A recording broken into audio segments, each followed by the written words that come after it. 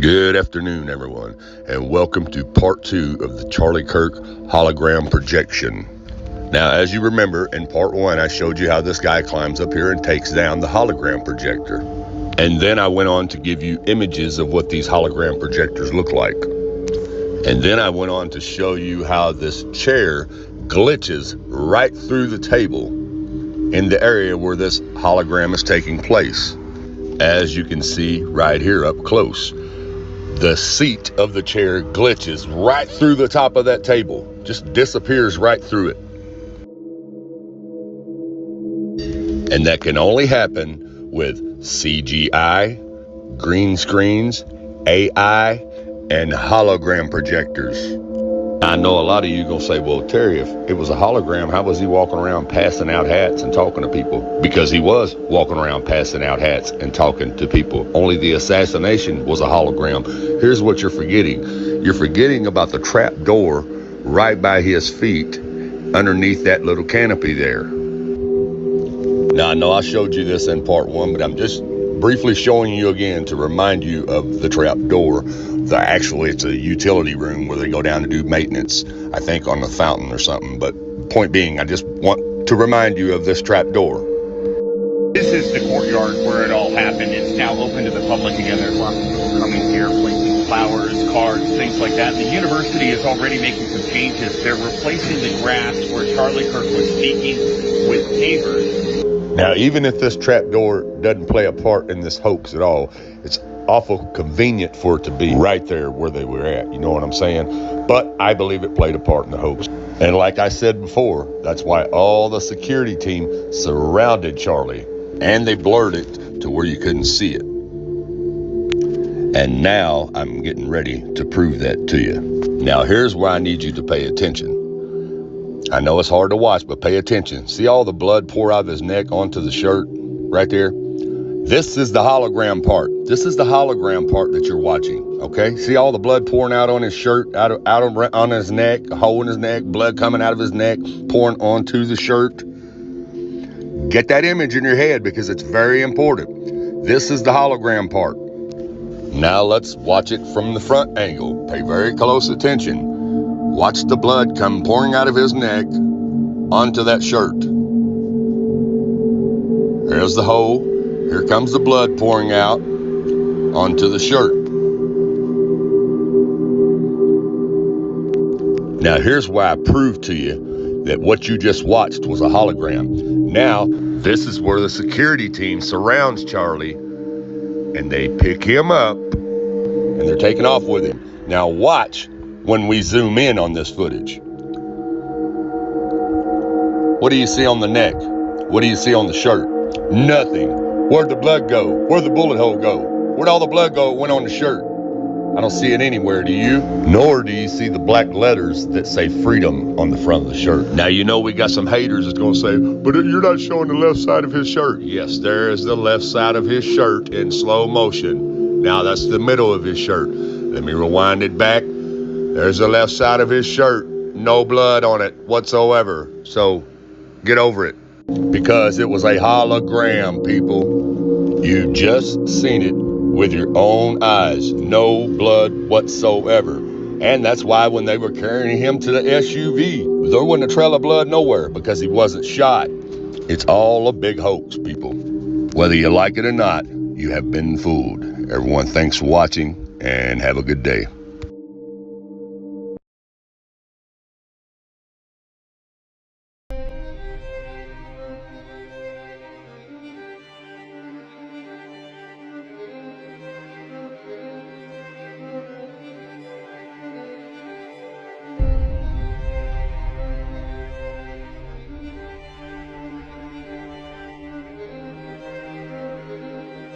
Arm that raises up right here.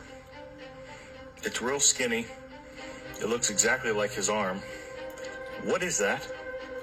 What is that? And why are these three guys just standing there like there's no emotion on their face? They all have sunglasses.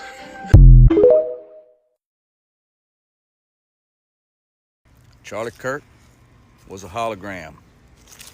Y'all, check it out. Check it out. See the fence? See the fence lines? Fence line in his arm, going across, fence line coming up.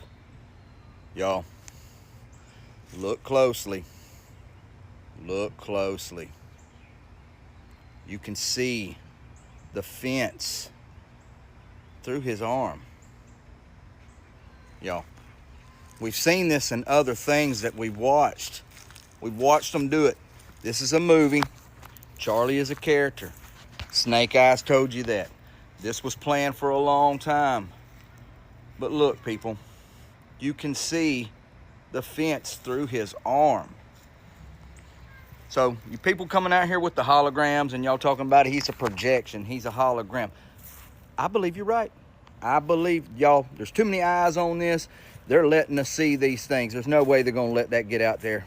But look at that, you can see through his arm. What do y'all think? What do y'all think, man? What?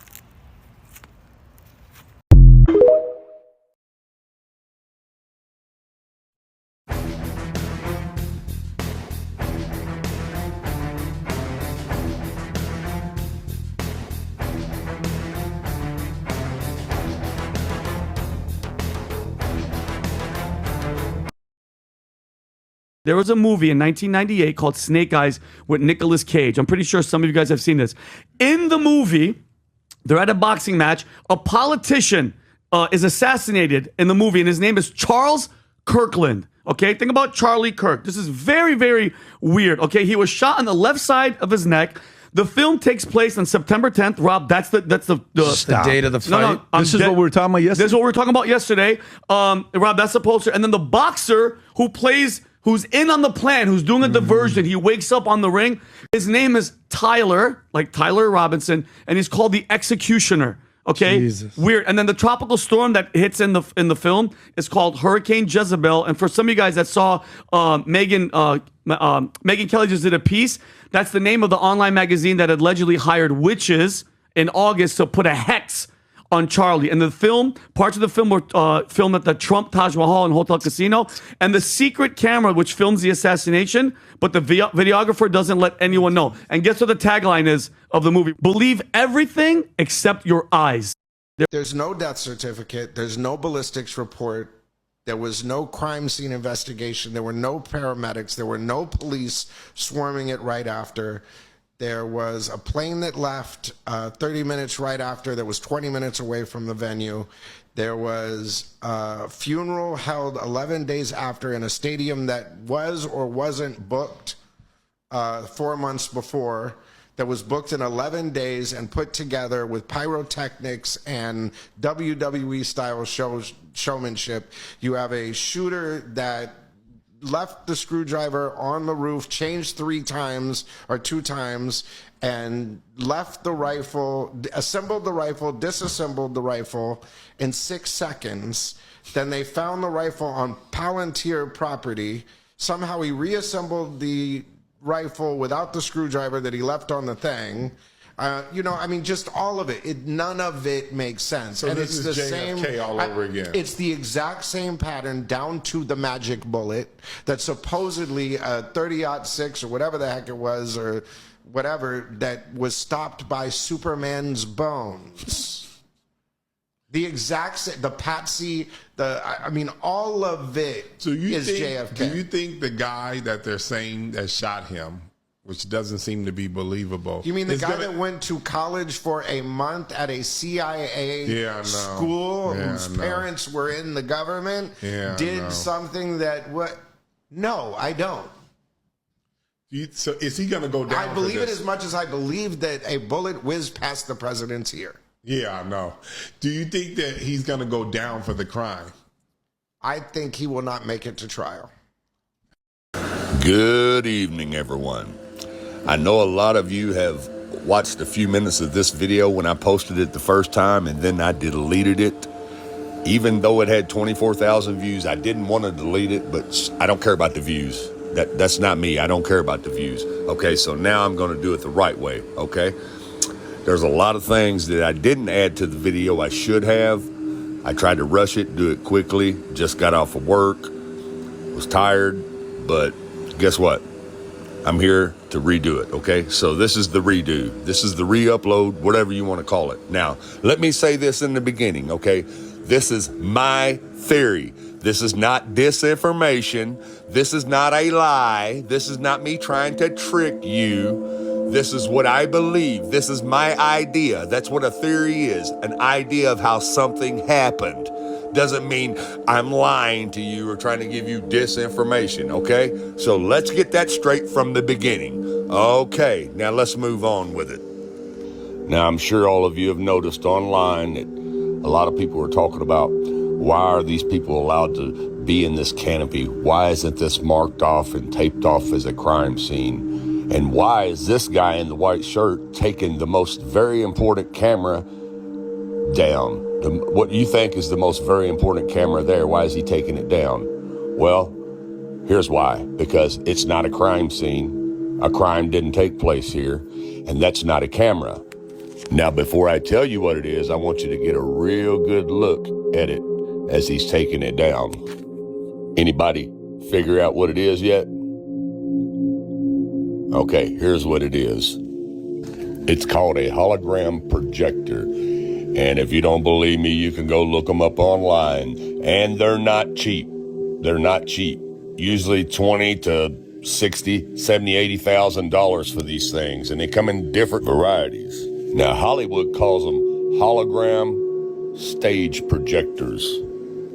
Now, you see how Charlie's little tent there is a perfect square? And as you can tell, it's 10 foot squared, 10 foot all the way around on each square, and it's about 9 foot tall. That's because it has to be for the projection to work. Now, let's explain. For smaller spaces, the projectors can be configured with mirrors to elongate the projection path and maintain picture integrity. Eyeliner displays ideally require a minimum footprint of 10 feet square and a height of 9 feet to show full-size human figures. What you are seeing is a reflected image which is so true and realistic to the original, it has become known as a virtual image. Many people perceive what they are seeing now as a 3D hologram. In fact, it is a 21st century take on a mid-19th century visual effect known as Pepper's Ghost, showing now on the relay screens. Thanks in part to the amazing optical properties of the eyeliner foil, combined with the light and picture output of Christie Digital high-definition projectors, the image has depth and opacity that actually supersedes the scale and definition of traditional 3D hologram. Like I said before, 10 foot squared, 9 foot tall. This canopy was made this size for a purpose because it is a hologram stage projection that you guys were watching. Now, don't get me wrong, there are different types of holograms, okay? I'm just showing you one from like 7 years ago, the technology 7 years ago. Now, let me show you some different technology on bigger stages. Now, I'm gonna skip through a lot of this video due to copyright infringement. And also, I don't want this video to be 30 minutes long. I just want to get to the point. I want you to understand how this can be done, okay? If you want to watch the full version of these hologram videos, I'll leave the links in the comments so you don't think you're being deceived, okay? Now let's move on. These performers are holograms. Every series, we take one step closer to achieving all of the sci-fi dreams. It's pretty cool. You'll never have to miss a gig again. The gig can come to you. We traveled to Paris to meet Ian O'Connell, director of the company that put this show on. I recall we were being asked to produce a show from London to Florida where the interaction between the musicians and the audience would be as natural as two people being in the same room. And for all of us, it was an experience that we'll never forget. So how do they beam this band in live? It's incredible that this really is a remote live gig. The signal from London takes less than 1/3 of a second to go all the way around the world and be projected as a hologram on the stage in the US. As well as the hologram making it feel like the band are actually in the room with the audience, the band can see the audience and actually interact and respond to what they're doing. This is a whole new take on live music. But how are the images so good that it looks like the band are really on stage? They look so lifelike because of the angle of the light and the reflective material called mylar that creates this holographic effect. The mylar screen is semi-transparent. The reflective surface reflects the images where the light falls on it, but where the light doesn't fall on it, the audience can see through it. So it looks like there's a person standing on the stage and that there's no screen at all. The projector receives the video signal and projects it down from the ceiling. What I really love about this is that you get the effect of a 3D hologram without those stupid glasses. I still believe we've only scratched the surface with this technology. I think we will see pop-up holograms everywhere. That's it, the holograms are here. We're officially in the future. Now, let me show you how good Hollywood's hologram projection stages can pull this off and make you think you're watching somebody who's there who's not really there. I love being together, although, are we really together? Are we all together in this room? Are we? I feel like we're connected in some way, but maybe. For anyone watching, can you guess which one of us isn't really here?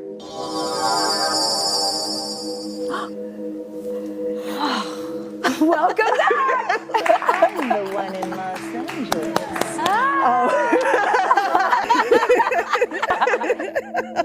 And if you guys want to know how that awesome groundbreaking technology works, just go to our website at thetruebarrymoreshow.com.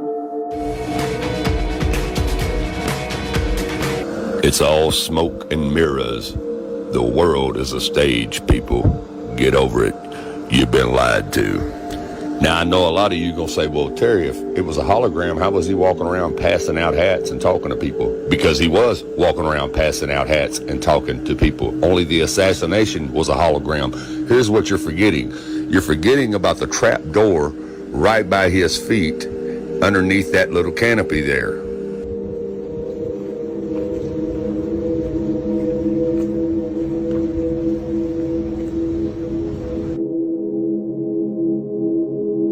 This is the place he got shot. This is the courtyard where it all happened. It's now open to the public again. There's lots of people coming here, placing flowers, cards, things like that. The university is already making some changes. They're replacing the grass where Charlie Kirk was speaking with pavers. And there are several petitions online asking the school to make this into a permanent memorial for Charlie Kirk. You see, the trap door is the whole key. Yes, Charlie was passing out hats. Yes, Charlie was there. But when it was time for the hologram to come on, this is when Charlie went down into this little utility room or whatever this is underneath this trap door, the stage area where he was sitting. Okay, the assassination took place with the hologram. And then if you notice, all the guys, when he supposedly falls to the ground, all the security guys surround him. You can't see nothing. They raise the trap door up.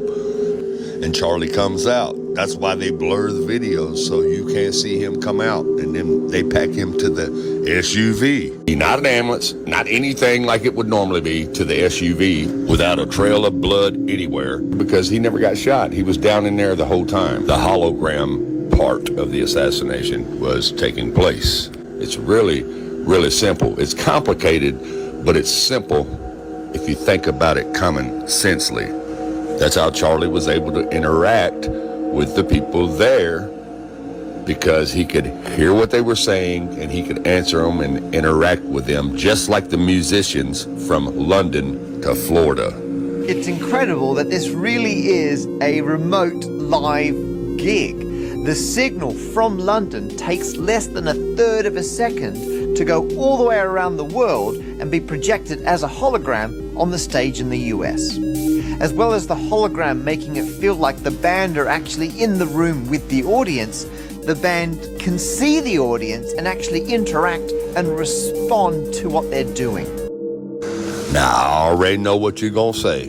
All y'all non-believers going to say, well, if he was passing out hats and doing all that, how could he disappear and go underground into that trap door in basically the little maintenance area that goes underground, which means your ass can go under there? Very simple. You know what I'm saying? How'd he do that without anybody seeing him do it? Well, have you ever heard of an invisible cloak? Maybe that whole tent had an invisible cloak around it. Are you familiar with that? Probably not. Doesn't mean you stupid, doesn't mean you dumb, just means you illiterate to the technology. Now let me show you.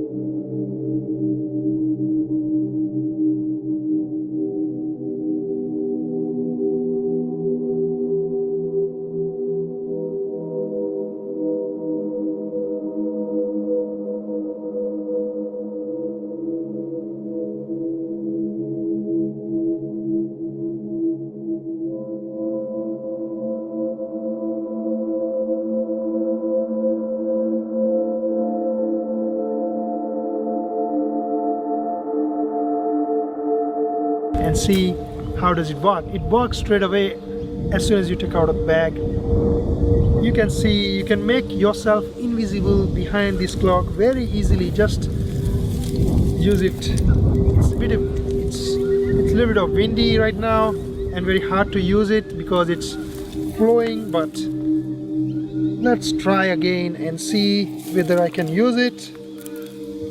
Yeah. You can make yourself invisible. You can make yourself invisible. Now you can get on here and make all the videos about me being a liar and giving you disinformation all you want to. But I showed you what I showed you. That's my theory. What's a theory? It's an idea. It's something that could happen. Doesn't mean it's a fact. It's just my theory, okay? So don't get on here and say I'm a liar. I'm giving you disinformation. I'm giving you what I believe because I understand the technology that we have, okay? All you're doing is showing the real shield that you truly are. That's all you're doing. You're showing that you a bot, a troll, a shield. That's all you're doing, making yourself look bad. And the only people that believe you is the dumb bots. What's a dumb bot? It means a human who halfway awake, but they will consider and believe whatever you tell them, whatever makes sense to them, because they don't understand technology. They don't understand what's going on. So they choose to believe one scenario, one theory. That's all that is. That's why you seen the chair morph through the table, because they was still in the hologram area. They hadn't shut it off yet. And they was doing this by remote. Now you could talk all that disinformation, lying, bullcrap all you want to, but I'm gonna stand behind my theory whether you like it or not. If you don't like it, don't watch it. And if you comment and make some stupid comments, I'm gonna delete you, I'm gonna block you. You know why? Because it's my channel. Get over it. Everyone, thanks for watching. Have a good night and God bless.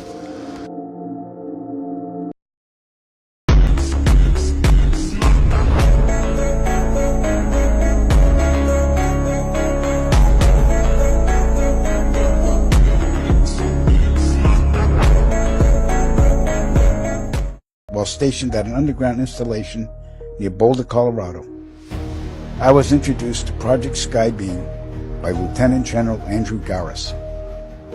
I was then led down a corridor and into a large hangar where a stealth bomber hovered only 20 feet above me. I stood there confused. Then Garris looked over me and smiled, then asked if I was certain of what I was seeing. I replied, of course. What else could it be? I was then shocked to find out that this wasn't a real craft. It was a projected hologram. Since the early 1950s, scientists have been developing holographic technology.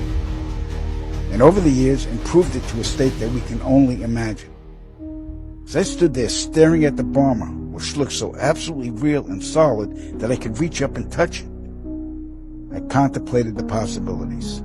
What if this projection was 1,000 feet up in the sky? How would anyone know that that was an illusion?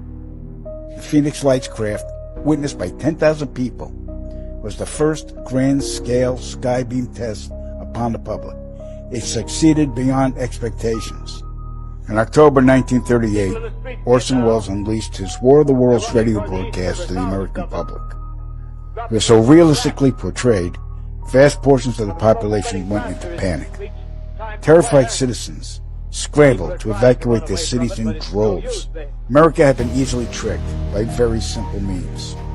To amplify this response, those who are truly in power, not only our country, but all the countries on the planet, and who are the true purveyors of the depopulation process, have formulated the final stage of their sinister plan. In the year 2024, a global event will alter the course of mankind's future. The world will stand witness to a massive alien invasion. Thousands of projected holographic alien warships will blanket the skies, sending people into a global panic. Real military crafts within the holograms will inflict actual damage to the surrounding areas to sell the gimmick. And as a result of the ensuing human chaos, a one-world government will immediately form without any resistance from the people.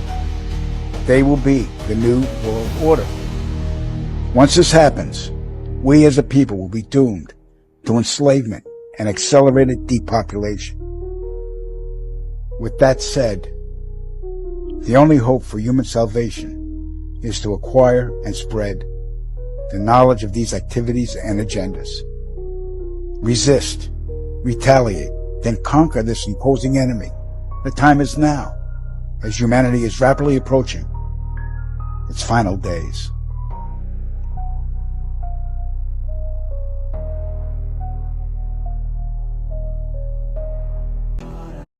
Now, brother, we have the watch. Some holding plays, you can create an identity. It's much easier to have a shared identity. And do you allow them free somewhere, or do they go to what we call Valhalla, some holding place that's not able to be in communication with the rest of the world, but as a community, and then you can bring them out later on. Rest now, brother. We have the watch, and I'll see you in Valhalla. Rest now, brother. We have the watch, and I'll see you in Valhalla. Rest now, brother. We have the watch, and I'll see you in Valhalla. Rest now, brother. We have the watch, and I'll see you in Valhalla. Follow after me.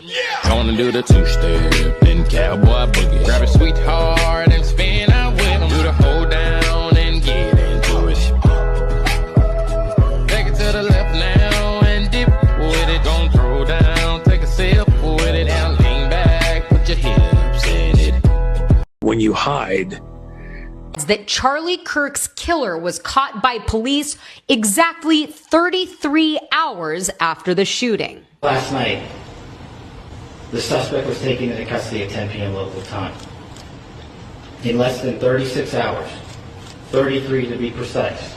And the shooting that happened in New York in July, the killer went to the 33rd floor. And in the shooting in Chicago in July, 33 people were killed. In March, a Los Angeles gang shooting left 33 total victims, and in April, a Phoenix block party shooting wounded 33. In June, a school shooting in Houston involved a shooter firing 33 rounds from a semi-automatic pistol. And 33 is the highest degree of honor for Freemasons, conferred to select members for exceptional service or contributions to the fraternity. It's just odd that all of these shootings somehow have the number 33 tied to them, but I'm sure it's just a big coincidence. As always, I want to hear what you think about all of this down below.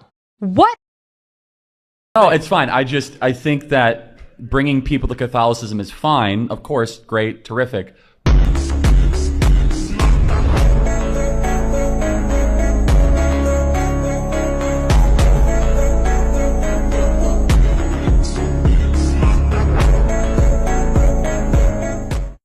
all you numerology nerds, this one is for you, because the Charlie Kirk death, it's absolutely dripping with numbers, symbols, and ritual. Hey, look at these numbers right here. But let's start the video. Okay, so first we have got the big headline that has just been released, that they're telling us that they solved the case of the murder of Charlie Kirk within 33 hours. Not 32, not 34, but exactly 33, and we know that this is the elite's favourite number, their secret signature. Every time we see the 33 stamped on a world event or a headline, you're not just watching justice, you're watching choreography. Now let's jump back to the image that we started with, the one that has been blasted all around the world. You know, ever since this disaster, this is the image that went on every newspaper. 47, 47, 47. Well, 4 plus 7 is 11. 11, 11, 11 is 33. Right there, this is not random. This is encoded. Now, his t-shirt says freedom, right? Well, look at this. What a surprise. In numerology, freedom literally adds up to 66. That is literally the main number of symbolism that is printed across his chest. Whilst the public sees freedom, the code literally says ritual. Now check this, the timing, the story, it literally broke across the 9-9 portal. It carried through to 9-10 and it was wrapped up by 9-11. This is a triple ritual. In numerology, 9-9 is completion, 9-10 is transition, and 9-11 is destruction and rebirth. We all know 9/11 changed the world, and they're still playing that number like a drumbeat.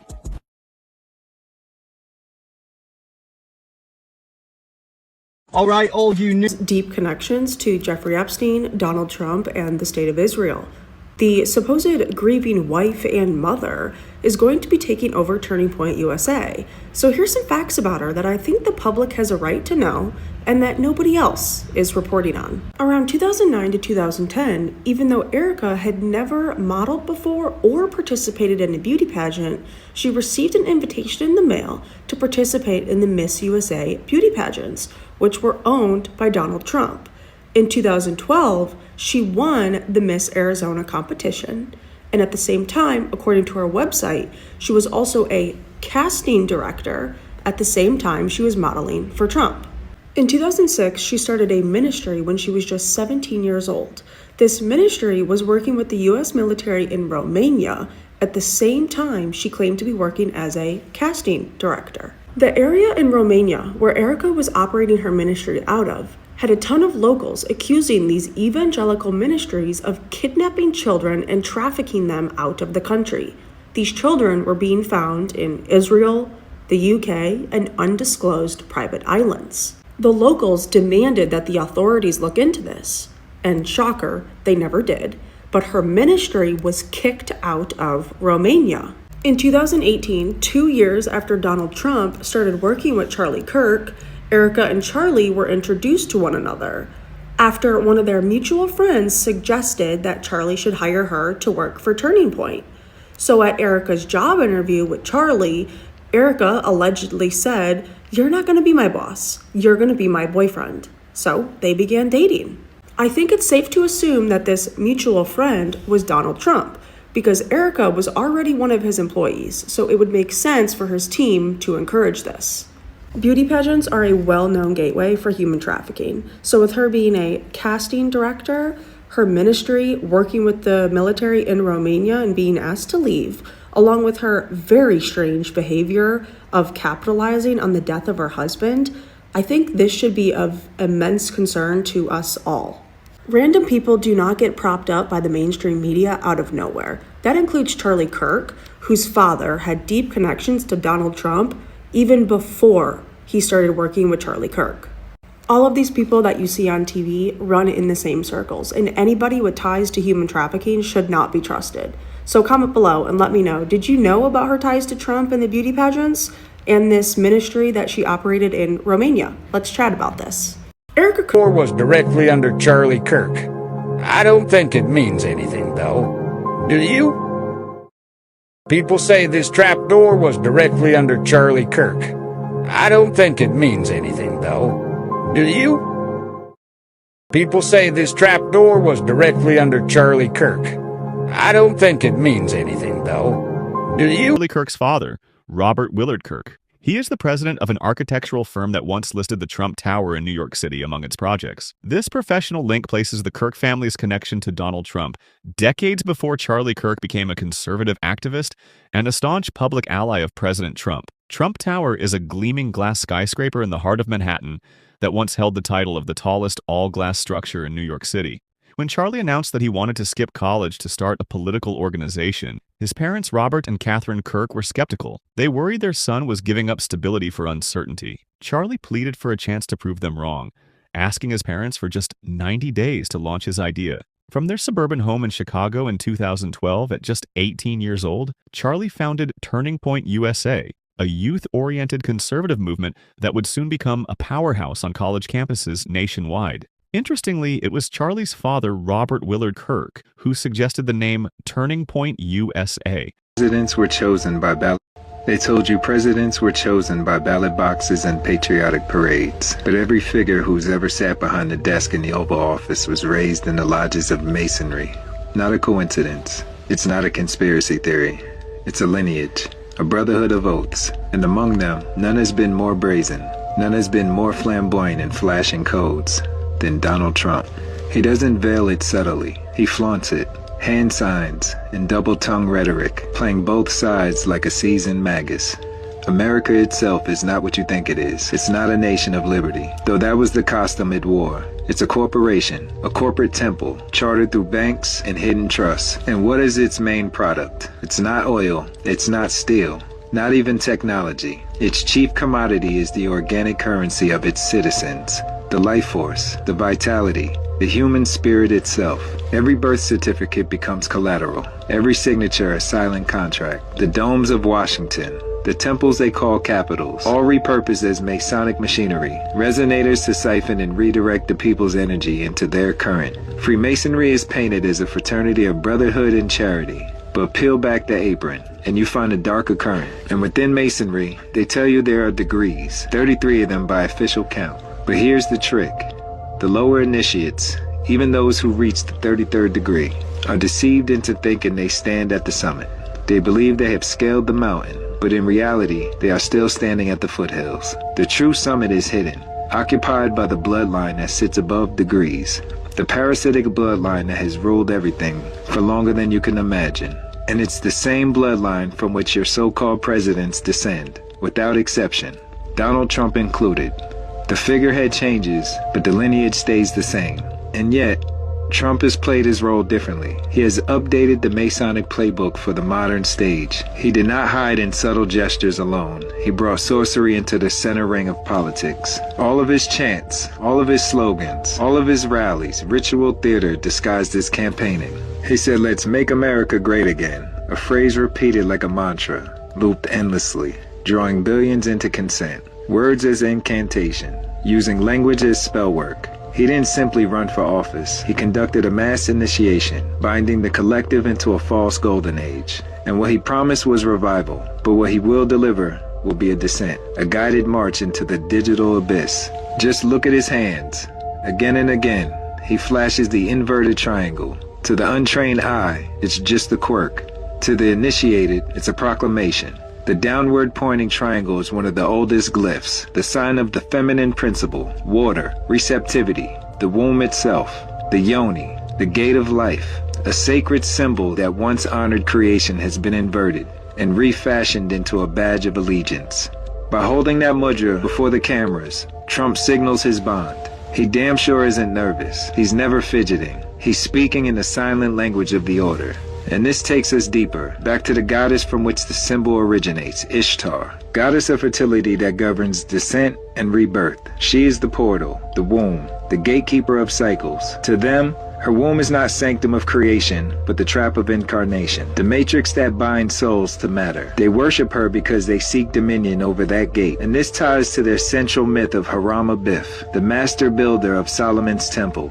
He was slain and raised, the initiate who passes through death to resurrection. His drama echoes Ishtar's descent into the underworld. The feminine womb and the masculine builder. Bound together, they form the twin pillars of Masonic sorcery. When Trump flashes the inverted triangle, he is proclaiming loyalty to both currents. the womb of Ishtar in the builder's word. His rhetoric of building and greatness is not politics. It's ritual theater. It is Haram reborn, swearing before the pantheon that his temple will not be of stone, but of circuitry. The cosmic portal of life has been hijacked, no longer honored as divine, but inverted into a sigil of control. Trump is bold because he doesn't whisper his allegiance. He shouts it through every gesture. Where others cloak their symbolism in subtle robes, he drapes it openly. Where others played the quiet fraternity man, he plays the loud magus, the sorcerer who turns politics into spell work. And now billions follow his voice, thinking he's a savior, a warrior for freedom, not knowing they march into circuitry, into the digital labyrinth. Trump is not simply a politician, he is the boldest Freemason of them all. The magi who turned the campaign trail into a ritual theater, the corporation into a temple of siphoning, the inverted triangle into his banner. The descent continues, the corporation feeds, and unless you see through the spell, you'll never realize that the one you thought was leading you to greatness has guided you into the abyss.